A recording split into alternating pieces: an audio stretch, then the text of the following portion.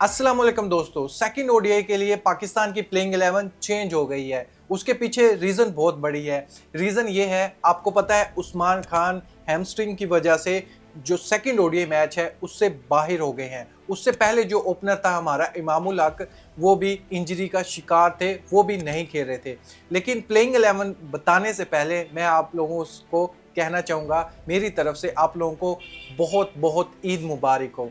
मेरे इस खूबसूरत सफ़र में यकीन करो, आपका साथ होना ये के लिए मेरे लिए एक एजाज़ की बात है। ये मैं जस्ट वर्ड नहीं बयान कर रहा आपके सामने, क्योंकि आप जब कमेंट करते हो, मुझे सपोर्ट करते हो, फैक्ट के साथ बात करते हो, मेरी नेक्स्ट वीडियो उससे भी बेहतर होती है, क्योंकि आप मुझे सपोर्ट कर रहे होते हो। आपकी सपोर्ट, आपके कमेंट्स और आपका प्यार ही है जो मुझे हर वीडियो के साथ बेहतर बनाने का जज्बा देता है। Stay blessed, stay happy. फिर से ईद मुबारक। अब बात करते हैं पाकिस्तान क्रिकेट बोर्ड के जो मैनेजमेंट है ना, मैनेजमेंट क्या, ईद वाले दिन भी ये वर्ड यूज करने बनता नहीं है। फिरौन जो बना हुआ है आकिब जावेद, अब देखिए इसने ब्लंडर क्या, कितना बुरा ब्लंडर मारा है। मैनेजमेंट ने सवाल मेरे ने Here I come. Oh, here I come.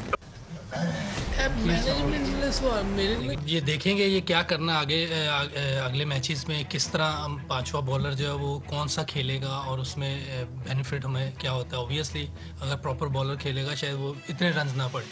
Yusuf भाई, कितनी बड़ी गलती हो गई है पाकिस्तान टीम मैनेजमेंट से कि एक बॉलर आप लोगों ने कम खिलाया और उन्हीं दो बॉलर्स को 118 रन पड़ गए 10 ओवर कोटे के पूरे कराने के चक्करों में। Here I come. Oh, here I come. Yusuf भाई, कितनी बड़ी गलती हो गई है पाकिस्तान टीम मैनेजमेंट से। मैनेजमेंट ने सवाल मेरे ने इतने हो गए। बाकी बॉलर्स ने मेरे ख्याल 60 के अंदर रन दिए हैं, किसी ने 50, किसी ने 45 ऐसे दिए हैं। तो मेरा ख्याल है कि ये मैनेजमेंट ज़रूर सोचेगी कि अगले मैच में हमने क्या है, अपना बॉलिंग अटैक क्या खिलाना है, पूरा बॉलर खिलाना है या ऑलराउंडर खिलाना है। दोस्तों, प्लेइंग 11 को लेकर ना ही कप्तान खुश है, ना ही बैटिंग कोच खुश है, क्योंकि उनकी रजामंदी यहां पर शामिल नहीं है। रीजन ये है कि बैटिंग कोच की जॉब वो खाने लग रहा आकिब जावेद, कप्तान की जॉब खाने लग रहा आकिब जावेद। जब ओडीआई का स्कोर अनाउंस किया था, आकिब जावेद ने सिर्फ एक विकेट कीपर रखा था। ये तो बाद में उस्मान खान को ऐड कर लिया था, अदरवाइज हमारे पास सिर्फ एक विकेट कीपर था। यानी अगर खुदा ना खास्ता इंजरी हो जाती तो आकिब जावेद पाकिस्तान से प्लेयर को बुलाता। इसको शर्म नहीं आई सेकंड विकेट कीपर को भी स्कोर में शामिल कर लें। लेकिन जब लान तान हुई मीडिया पर आकर, तब इसने उस्मान खान को वहीं पर रोक लिया था, टी20 से ओडीआई स्कोर में शामिल कर लिया था। लेकिन मजे की बात यह है कि देखिए, ओपनर सिर्फ 2 ही सिलेक्ट किए। अदर सीरीज में हमारे पास 4-4, 5-5 ओपनर होते थे, लेकिन इस ओडीआई सीरीज में सिर्फ 2 ही ओपनर थे हमारे, एक अब्दुल्ला शफीक और एक इमामुल हक। इमामुल हक इंजर हो गए, लेकिन उसके बाद हमारे पास कोई ओपनर ही नहीं है। उस्मान खान को ऐड किया, वो भी इंजर हो गए, लेकिन अब कौन है ओपनर? अब ओपनर किसको भेजोगे आप? कितना बड़ा ब्लंडर नहीं है ये? सिर्फ एक अब्दुल्ला शफीक है जो ओपनिंग कर सकता है, अदरवाइज फिर आपको बाबर आजम पर ही जाना पड़ेगा। आकिब जावेद पर इल्जामात तो आते हैं, लेकिन इनको भी बीच में रगड़ा पड़ता है, कप्तान मोहम्मद रिजवान को भी और दूसरा मोहम्मद यूसुफ को भी, कि इन ये बैटिंग अच्छी नहीं करे बैट्समैन, और कप्तान अच्छी बॉलिंग नहीं दे रहा। अब कप्तान कैसे अच्छी बॉलिंग दे जब पार्ट टाइम बॉलर है, एक तरफ सलमान अली आगा, एक तरफ इरफान खान नियाजी, दोनों को एक साथ मजबूर होकर उसको ओवर देने पड़ रहे थे, क्योंकि हमारे पास 5वें 6ठे नंबर पर बॉलिंग ऑप्शन ही नहीं था। ये पार्ट टाइम बॉलर है, लेकिन इनको मेन पर खिलवाया जा रहा है। इनके चक्कर में पाकिस्तान को 118 रन पड़ जाते हैं। जो इन लोगों ने 10 ओवर का कोटा पूरा किया अल्लाह अल्लाह करके, वो 118 रन का आ जाते हैं, जिसका खमियाजा हमें बुरी तरह भुगतना पड़ा है। अगर यहां पर मेन बॉलर होता, वो 70-80 रन चलो खा जाता, तो ये बच जाते ना हमारे स्कोर। ये जितने भी पड़े 118, 50 इधर से स्कोर बचते, और जो 43 एक्स्ट्रा हमने रन दिए थे, वाइड्स 21 वाइड फेंक दिए हमने, 13 लेग बाई के हमने दे दिए, ये 50 ऐड करो, यानी 100 रन हमने एक्स्ट्रा फ्री में दे दिए हैं। मेन बॉलर होता 60 रन खा भी जाता तो टारगेट हमारा बनना था 263 तक के करीब करीब, मगर नहीं, आकिब जावेद अपनी मनमर्जी कर रहा है। लेकिन ये दरारें पड़ चुकी हैं। स्टेटमेंट पे स्टेटमेंट आप लोगों ने इशारा देते हुए देख लिया, मोहम्मद यूसुफ कैसी बातें कर रहे हैं मैनेजमेंट के रिलेटेड भी और प्लेइंग 11 के रिलेटेड भी। जिस ग्राउंड में हमारा सेकेंड ओडीआई मैच है, फैक्ट चेक करें आप, उसमें जिसने पहले बैटिंग की है वो 24 बार मैच जीती है टीम, जिसने पहले बॉलिंग की है वो 30 बार मैच जीती है। लेकिन एवरेज स्कोर चेक करें, सिर्फ 200 है यहाँ पर। अगर आप देखो, चाहे आप फर्स्ट बैटिंग कर रहे हो, चाहे आप सेकंड पर बैटिंग कर रहे हो, 200 और 230 इसके दरमियान एवरेज स्कोर है ओडीआई इनिंग के दौरान। देखिए यहाँ पर आपको क्या फील हो रहा है, यहाँ पर स्पिनर होना बहुत ही जरूरी है, लेकिन आकिब जावेद इतना नाअहल है। सुफियान मुकीम को मुझे ख्याल से वो फिर नहीं खिलाने जा रहा, इसको शर्म आनी चाहिए। कितने बड़े बड़े ये ब्लंडर मार रहा है। न्यूजीलैंड से हम पिछले 14 साल से ओडीआई मैच ही नहीं जीत रहे।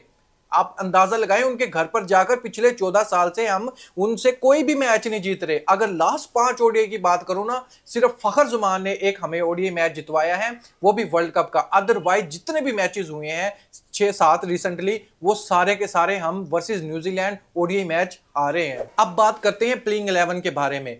ओपनर कौन आएगा? अब लास्ट ओडीआई जो हमारा मैच था उसमें तो उस्मान खान ओपनर आ गए थे, इमामुल हक को रिप्लेस कर दिया था, लेकिन अब उस्मान खान भी इंजरी का शिकार हो चुके हैं। तब अब और कोई ओपनर ही नहीं है। मजे की बात नहीं है, अब वो कोई ओपनर ही नहीं है, क्योंकि आकिब जावेद ने ये सोचा ही नहीं था कि हमारे पास एक सेकंड ओपनर भी होना चाहिए, हमारे पास एक सेकंड विकेट कीपर भी होना चाहिए। ये उसके ख्याल में बात ही नहीं थी, क्योंकि इसने माने थे ब्लंडर बड़े बड़े। अब मजबूर होकर बाबर आजम को ही ओपनर आना पड़ेगा। अब्दुल्ला शफीक ओपनर आएंगे, उसका साथ देंगे बाबर आजम। उसके बाद मोहम्मद रिजवान आएंगे, जो चौथे नंबर पर आते थे वो आएंगे मोहम्मद रिजवान अब तीसरे नंबर पर, या फिर सलमान अली आगा को भी प्रमोट किया जा सकता है। ये दोनों तीसरे चौथे नंबर पर आ जाएंगे। उसके बाद 5वें नंबर पर आपको नजर आएंगे तैयब ताहिर। तैयब ताहिर को ड्रॉप करने वाला नहीं आकिब जावेद, आप लिख कर ले लो, उसको तो लाजमी ही खिलाएगा। अगर आप ऑलराउंडर के ऑप्शन की तरफ भी जाओगे तो खुशदिल शाह को वो ऐड कर सकता है, ना कि इरफान खान नियाजी को। और खुशदिल शाह को इसी वजह से ऐड कर सकता है बैटिंग में हेल्प मिल सके, क्योंकि पाकिस्तान के जितने भी बैट्समैन हैं वो फ्लॉप ही हो रहे हैं वर्सेस न्यूजीलैंड इन न्यूजीलैंड। फिर 7वें नंबर पर ऑफ कोर्स वसीम जूनियर जरूर खेलेंगे, क्योंकि लास्ट मैच में एक बॉलर की कमी थी। वसीम जूनियर को ऐड करके वो बॉलर की कमी पूरी की जा सकती है। फिर उसके बाद हारिस रऊफ और नसीम शाह। फिर जो लास्ट में, या तो आप मोहम्मद अली की तरफ जा सकते हो या फिर सुफियान मुकीम की तरफ जा सकते हो। लेकिन जो पिच डिमांड कर रही है, जो स्टैट डिमांड कर रहे हैं, वो है कि एक स्पिनर को लाजमी होना चाहिए। एक स्पेशलिस्ट स्पिनर आपको ऐसी पिच पर जरूरत पड़ेगी। लेकिन आकिब जावेद देखते हैं क्या करने वाला है, मोहम्मद अली के साथ जाने वाला है या फिर सुफियान मुकीम के साथ जाने वाला है। आपके क्या ख्याल में, सुफियान मुकीम को खेलना चाहिए ना? दोस्तों इसमें मैं आपको ओपिनियन जानना चाहूंगा, ये प्लेइंग 11 को देखकर क्या लगता है, इसमें क्या कप्तान अपनी मर्जी कर रहा है या फिर आकिब जावेद के हिसाब से ये प्लेइंग 11 डिसाइड होने जा रही है? आप क्या सोचते हैं? अपनी राय इसके रिलेटेड कमेंट बॉक्स में जरूर दें। पाकिस्तान की बॉलिंग इतनी घटिया है, दो बेस्ट अपने आप को जो समझते हैं, आकिब जावेद बॉलिंग कोच है और दूसरा हेड कोच तो बने हुए हैं, लेकिन जो उसका प्रोफेशनल काम है वो तो एक बॉलर है। बॉलिंग हमारी स्ट्रॉन्ग होनी चाहिए, लेकिन उसको परवाह नहीं है। अजहर महमूद पता नहीं क़यामत से लगा हुआ है, उसको फिर निकाल दिया जाता है, फिर आ जाता है, फिर निकाल दिया जाता है, फिर आ जाता है, लेकिन करने कुछ भी नहीं लग रहा। ये स्लैप है पाकिस्तान क्रिकेट बोर्ड का पाकिस्तानी फैंस पर, जो टीम को सपोर्ट करते हैं कि भाई आप जितना मर्जी सपोर्ट करो, हमने तो ऐसे ही ब्लंडर मारने हैं। इसको कैसे ठीक किया जा सकता है? अपनी राय कमेंट बॉक्स में जरूर बताएं। Thank you.